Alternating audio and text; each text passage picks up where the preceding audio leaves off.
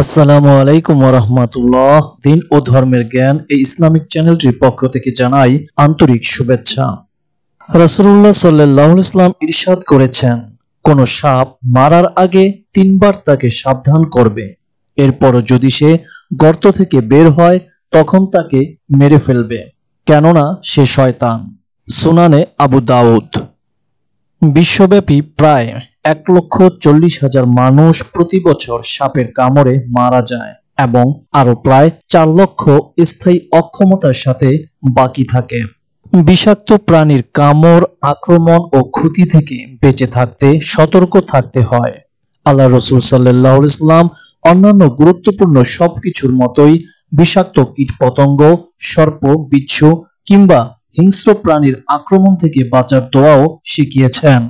মানবী সাল্লাল্লাহু আলাইহি ওয়াসাল্লামের শেখানো এই দোয়াটি যারা নিয়মিত সকাল সন্ধ্যা আমল করবে, আল্লাহ তাআলা তাদের বিষাক্ত পোকামাকড় ও যাবতীয় হিংস্র প্রাণীর আক্রমণ থেকে হেফাজতে রাখবেন। আবু হুরায়রা রাদিয়াল্লাহু আনহু থেকে বর্ণিত হাদিসে রাসূলুল্লাহ সাল্লাল্লাহু আলাইহি ওয়াসাল্লাম বলেন, যে ব্যক্তি সকাল সন্ধ্যা এই দোয়া 3 বার করে পড়বে, আল্লাহ তাআলা তাকে সমস্ত প্রাণী, বিশেষ করে সর্প, বিচ্ছু প্রভৃতি বিষাক্ত ও কষ্টদায়ক প্রাণীর অনিষ্ট থেকে রক্ষা করবেন। সহিহ তিরমিজি। সাপ বিচ্ছু থেকে রক্ষা পাবার দোয়াটি হলো, আউযু বিকালিমাতিল্লাহি তাম্মাতি মিন শাররি মা খালাক।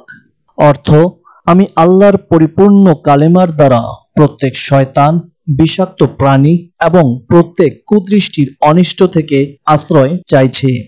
কোন জায়গায় সাপের ভয় থাকলে এই দোয়াটি পড়তে হবে।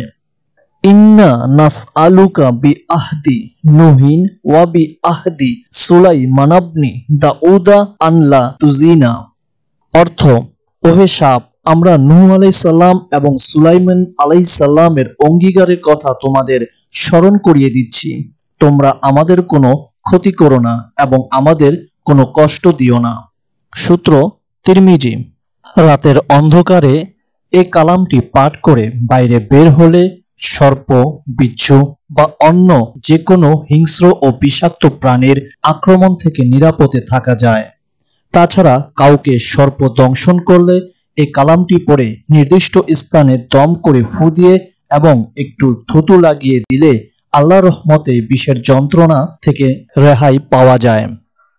দোয়াটি হলো, সালামুন আলা নূহিন ফিল আলামিন। সর্প, বিচ্ছু এবং অন্যান্য হিংস্র জন্তুর আক্রমণ থেকে নিরাপত্তা বিধানকারী আরেকটি দোয়া হলো, সালামুন আলা ইব্রাহিম। সবচেয়ে ভালো হয় এই দুটি কালাম একত্রে পাঠ করলে, যেমন সালামুন আলা নূহিন ফিল আলামিন, সালামুন আলা ইব্রাহিম। কাউকে সাপে কাটলে অথবা কোনো বিষাক্ত প্রাণীর দংশন করলে এই দোয়াটি পড়ে ঝাড়তে হবে।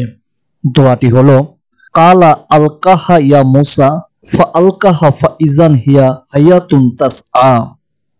কোথাও প্রয়োজনে বের হলে ঘর থেকে বের হবার সময় 7 বার আয়াতুল কুরসি পড়ে এবং দরুদ শরীফ পড়ে বের হওয়া ভালো। তাতে আল্লাহ পাক হেফাজতে রাখেন। আল্লাহ আমাদের সবাইকে বুঝার তৌফিক দান করুন, আমিন। প্রয়োজনীয় বিভিন্ন আমল ও দোয়া দরুদ এবং ইসলামিক বিভিন্ন ঘটনা শুনতে এই চ্যানেলটি সাবস্ক্রাইব করে রাখুন। আল্লাহ হাফেজ।